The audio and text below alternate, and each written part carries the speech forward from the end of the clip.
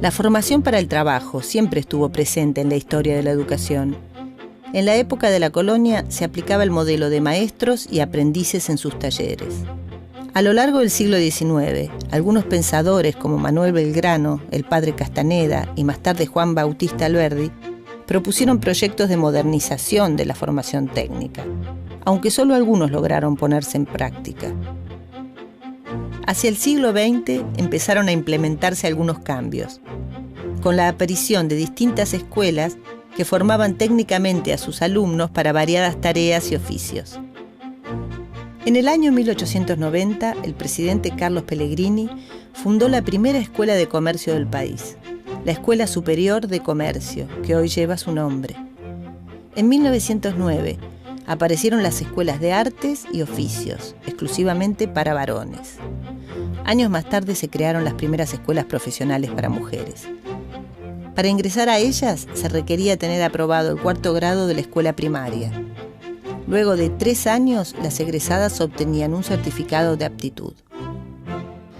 Úrsula Smith, esta graciosa joven, ha realizado otra conquista para el feminismo. Egresó del profesional de señoritas como profesora de labores, pero es muy otra su ocupación. Todas las mañanas puede vérsela en el puerto cargando arena en su camión, que luego lleva a las construcciones.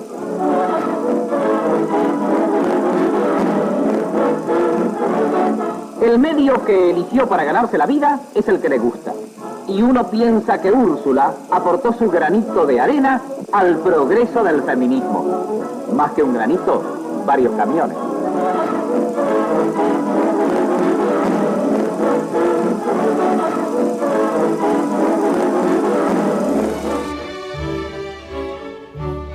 Siguiendo el modelo de instituciones alemanas y francesas, las escuelas industriales tenían como fin la formación de técnicos.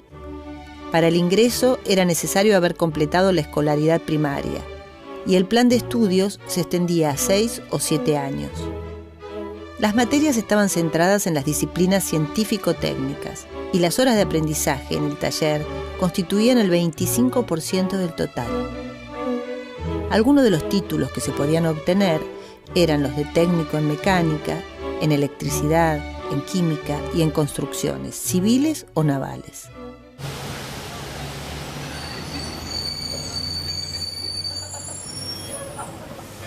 En el periodo de entreguerra en la Argentina, vinculado con la modernización, con los cambios contextuales, con el avance tecnológico, comienza a desarrollarse la expansión de la educación para el trabajo.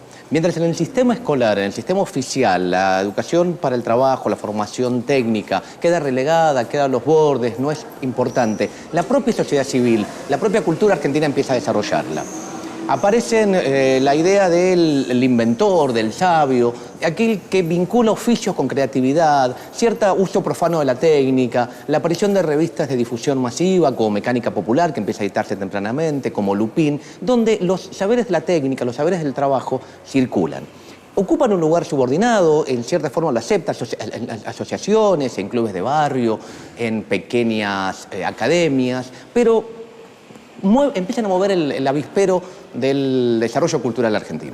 En 1935, el Estado Nacional creó las primeras escuelas técnicas de oficio, que buscaban elevar el nivel de preparación del alumnado.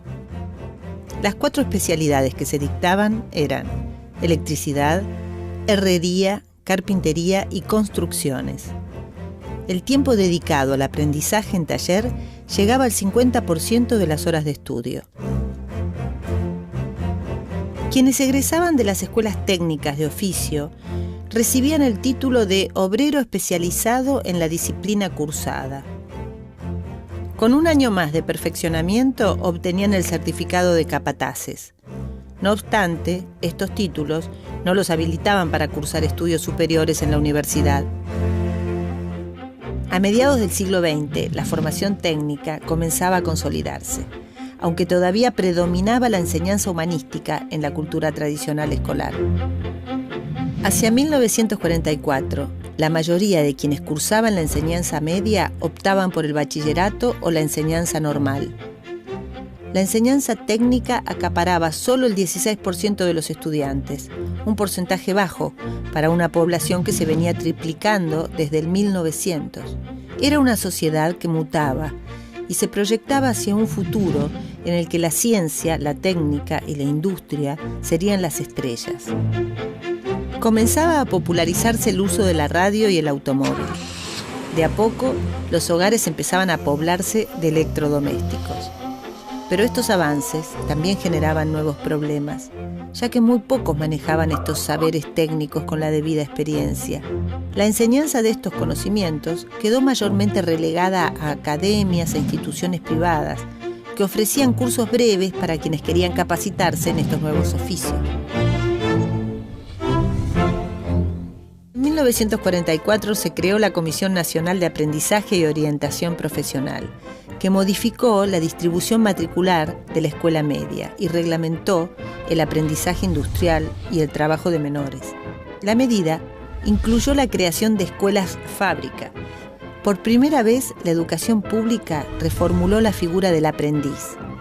Los alumnos debían tener entre 13 y 18 años y a lo largo de 2 ciclos de 3 años aprendían tareas relacionadas con distintas actividades fabriles. Del segundo ciclo, llamado perfeccionamiento técnico, se egresaba con el título de técnico de fábrica. Los alumnos recibían gratuitamente los uniformes, los libros y todo tipo de útiles o herramientas. Les otorgaban becas para sus gastos y también almorzaban en las escuelas fábrica, en las que se ponía el énfasis en saber hacer.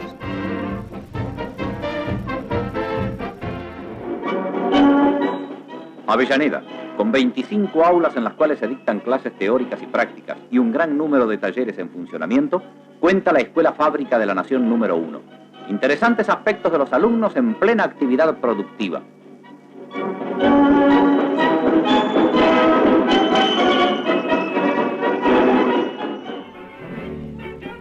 A partir de 1946, el peronismo generó mejoras en las condiciones laborales y el reconocimiento de los derechos de los trabajadores.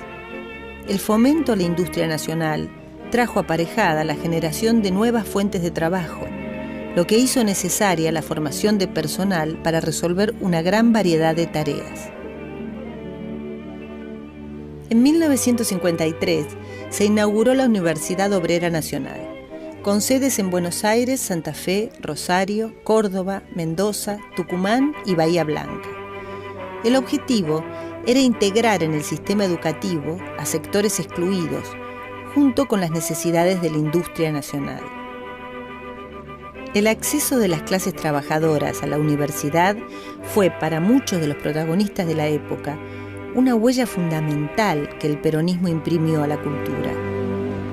La conquista más grande fue que allí la universidad se llenó de hijos de obreros, donde antes estaba solamente admitido el oligarca, porque la forma de llevar al oligarca es poner altos aranceles, entonces solamente puede ir el que lo paga.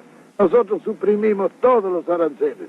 Para la universidad no había ni derechos de exámenes ni nada, era gratis, totalmente gratis, el Estado pagaba eso.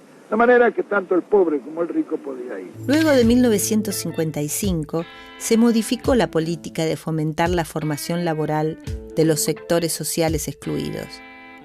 A partir del gobierno de Arturo Frondizi, en 1958, el desarrollismo reinstaló una educación técnica más orientada a materias humanistas, por lo que se volvió a la idea de separar teoría y práctica.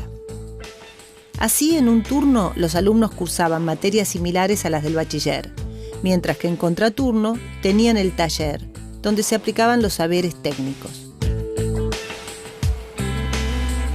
En 1959, la Universidad Obrera Nacional pasó a llamarse Universidad Tecnológica Nacional.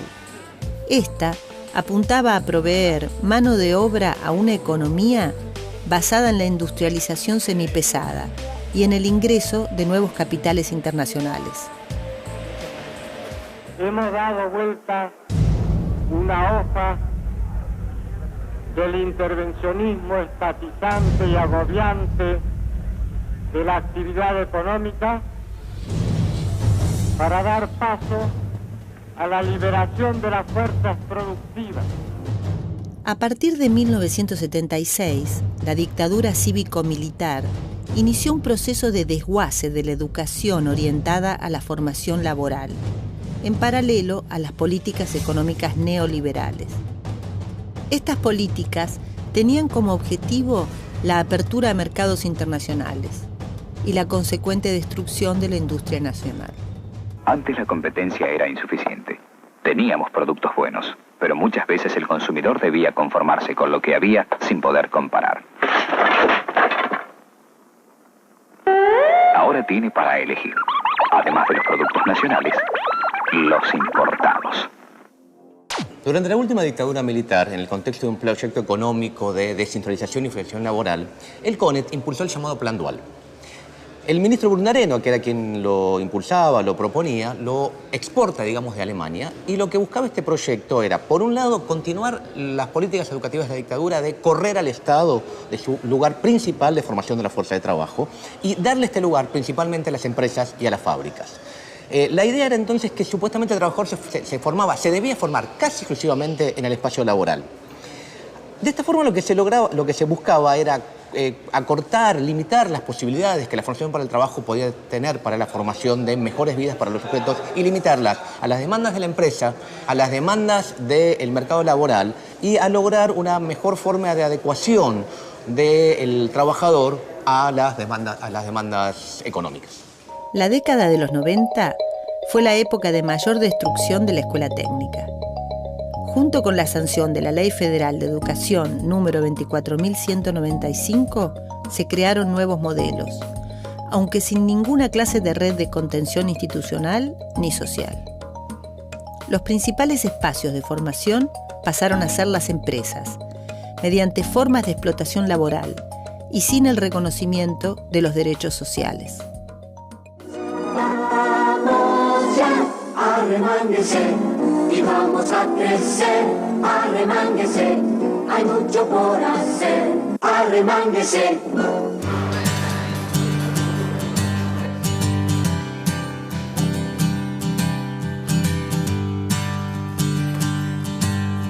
A partir de 2003, el Estado recuperó su capacidad de intervenir en la economía y en el diseño de las políticas educativas.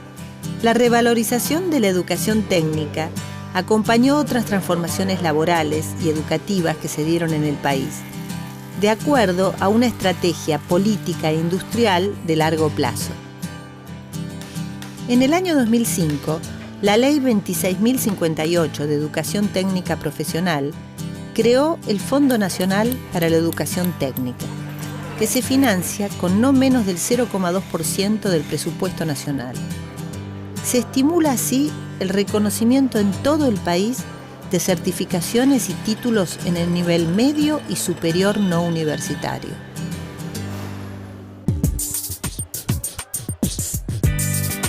En la actualidad, uno de los objetivos de la educación pública se orienta a la formación técnica y a generar oportunidades para los sectores más vulnerables. El estímulo no solo llega para garantizar una cantidad de derechos largamente postergados, sino que además va en paralelo con las necesidades laborales del país.